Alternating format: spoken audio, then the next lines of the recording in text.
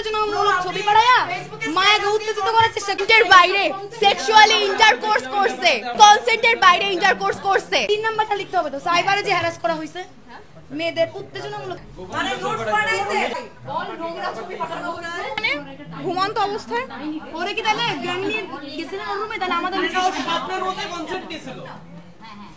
হ্যাঁ রেপ করেন না, প্রোটেকশন লাগায় মাস্টারবেট করছিলেন?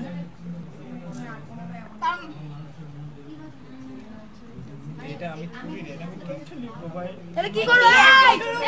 আমি ঘুরে আছি কি হবে? যা করছেন তাই লাগে, যা করছেন তাই লাগে আজকে। জোরের সময় তোর কি ছিল না জানোরের বাচ্চা? চুপ।